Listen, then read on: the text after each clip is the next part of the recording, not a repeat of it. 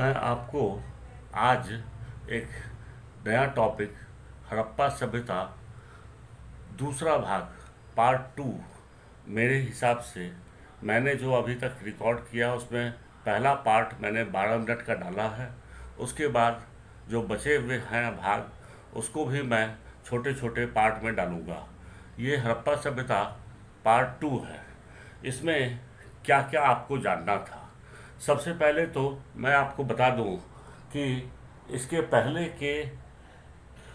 पहली वाली टॉपिक में हमने हड़प्पा सभ्यता शुरू किया था तो बताया था कि हड़प्पा सभ्यता का विस्तार कहाँ है। इसमें हमने बोला था कि हड़प्पा सभ्यता और Harappan civilisation extended in triangular shape और northern most point was Manda and Manda is on the bank of Chenab river. Okay, और it is in Jammu. Okay, last class में मैंने इसको मांदा के बारे में आपको नदी के बारे में नहीं बताया था कि मांदा किस नदी के किनारे है। तो मांदा चेनाब नदी के किनारे है और ये जम्मू में है। ओके, उसके बाद फिर आता है कि हड़प्पा किस काल की थी। तो सबसे पहले आप आएंगे कि इसका काल क्या माने। अगर काल कभी बनाते हैं तो 5 आपके पास ऑप्शंस में से कोई एक ऑप्शंस एग्जाम में बनाना है। सबसे पहले 5 ऑप्शंस में से एक ऑप्शन है, पांचों ऑप्शन सही हैं। There are 5 options and only one options you will be asked in your examination and you have to choose one option if one option given from this example. Okay, first आप देखेंगे कांस्य युगीन यानी bronze as. Mohenjodaro से कांसे की नर्तकी की प्रतिमा मिली है, इसलिए इसे कांस्य युगीन या ब्रोंज एज भी कहते हैं। यहाँ हम आपको बता दें ये कांसा तांबा और टिल मिल करके बनता है और तांबा को हम लोग इंग्लिश में कॉपर कहते हैं।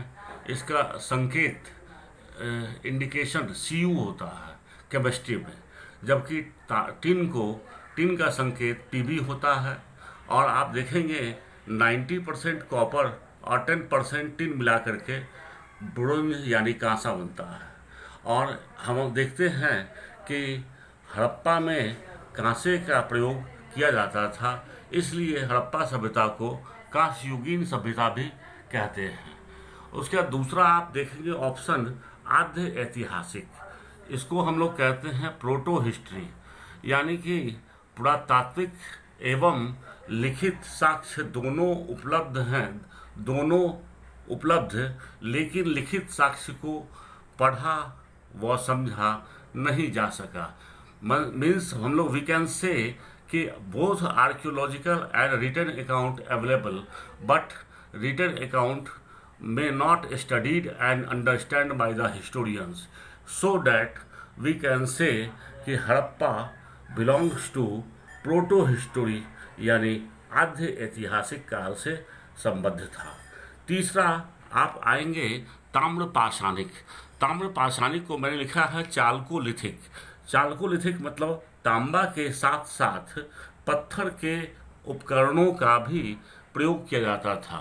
माने आप कहेंगे विथ कॉपर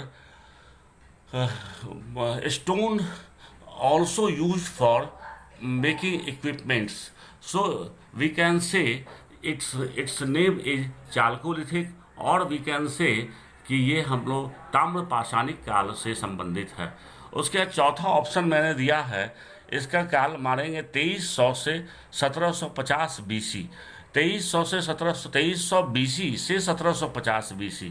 BC मतलब आप लोग जानते ही होंगे बिफोर क्राइस्ट होता है।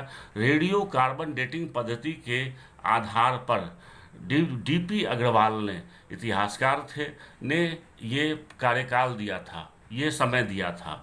यानी ये रेडियो कार्बन पद्धति के आधार पर सबसे उपयुक्त है और NCERT द्वारा भी इसे ही अपनाया गया है, यानी कि माना गया है। NCERT के बुक्स में आप देखेंगे कि इसका काल जो होगा वो 2300 से 1750 BC होगा और ये रेडियो कार्बन डेटिंग सिस्टम पर आधारित है।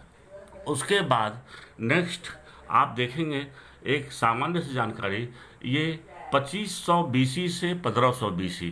अगर 4 ऑप्शन में कोई ये तीन बाकी 4 नहीं हैं, अगर जो अभी तक आपको मैंने बताया ब्रोंज एज नहीं है, प्रोटो हिस्ट्री नहीं है, चाल्कोलिथिक नहीं है, तब आप मारेंगे 2500 से 1500 BC। यानी कि आप कहेंगे कि ये जो समय था ये हड़प्पा काल का था। इसके बाद ही आप देखेंगे वैदिक काल यानी कि वेदों का पीरियड शुरू होता है। और इसके बाद आपको मैंने जानकारी के लिए आज फिर एक नई जानकारी देता हूँ कि हड़प्पा के लोगों को अज्ञात था, माने हड़प्पा के लोगों को अज्ञात था, means Harappans were unknown with. आप कहेंगे किस किस चीज़ से जानकारी नहीं थी। अक्सरहा एग्जाम में ये सवाल पूछे जाते हैं और इसमें अलग अलग हो सकता है कि आपको उसमें कोई भी पूछा गया हो। कभी पूछ देता है घोड़ा अज्ञात था या चावल अज्ञात था, लोहा, मंदिर, सिंह या शेर। मैंने क्या किया है, मैंने सभी को एक जगह आपको याद रखने के लिए कर दिया है कि अगर आपसे पूछता है हड़प्पन्स वेयर अननोन विद, तो आप बोलेंगे हॉर्स, सेकेंड राइस यानी paddy, third iron, fourth temple और फिफ्थ लायन। ओके, इसको हम लोग हिंदी में कहते हैं घोड़ा, दूसरा चावल या धान, और तीसरा लोहा, चौथा मंदिर, पांचवा सिंह या शेर। इन सब की जानकारी हड़प्पा काल के लोगों को नहीं थी। अब ये नेक्स्ट जब मैं अपना आपको नेक्स्ट इसका वीडियो अपलोड करूंगा, उसमें मैं सबके बारे में फिर आपको विस्तार से बताऊंगा कि चावल का सबसे पहला साक्ष्य कहाँ मिला है, लोहा का पहला साक्ष्य कहाँ मिला है, मंदिर पहली बार कब बन रहा है, और घोड़ा सबसे पहले किसके द्वारा प्रयोग किया गया था, और इसी तरह से सिंह या शेर का प्रयोग कब से शुरू होता है।